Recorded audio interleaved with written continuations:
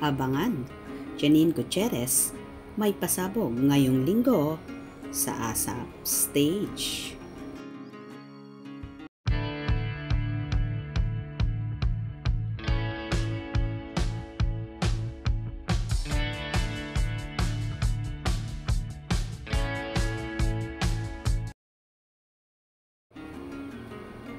Mukhang magiging pasabog nga ang muling pagbabalik sa ASAP stage ng Asia's rising star na si Janine Gutierrez ngayong darating na linggo sa ASAP Natin To, June 15, 2025.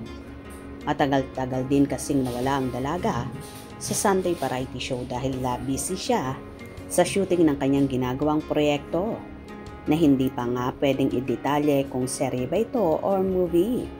Bastang makikita lang palagi ay ang mga updates or larawan sa Instagram story ni Janine kung saan may shooting day na tila ba nagka-countdown ang dalaga. Namiss na nga ng fans si Janine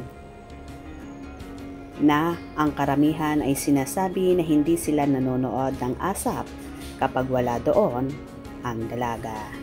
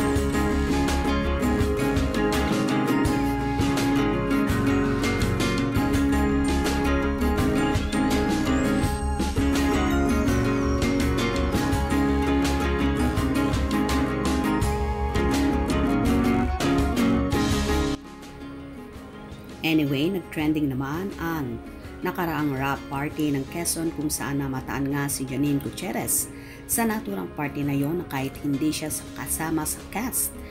Pero feeling welcome si Janine sa mga kasamahan at co-actors ni Eko.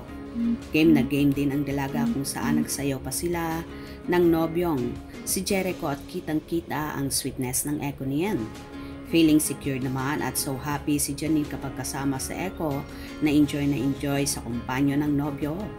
Marami naman ang nagsasabi na supportive jowa daw si Janine kay Eko at grabe din daw ang support system ng actor sa babanini niya na halos ayaw ng pakawalan si Janine sa pagkakayakap na tila na-miss ng husto ang nobya. Dahil nga naging busy ang actor sa shooting ng Quezon, kaya minsan lang sila nagkita at magkasama ng actress. Anyway, abang-abang tayo dahil malapit nang ipalabas sa mga sinihan ang Quezon at atin itong suportahan dahil isa itong napakagandang historical film na maraming aral na kapupulutan. At for sure, ikakasa na rin ang shooting ng kanilang tambalan ang The Accused na pagsasamahan ng Ekonin na serye. Kaya abang-abang tayo. Kung nagustuhan nyo ang video na ito, comment down below.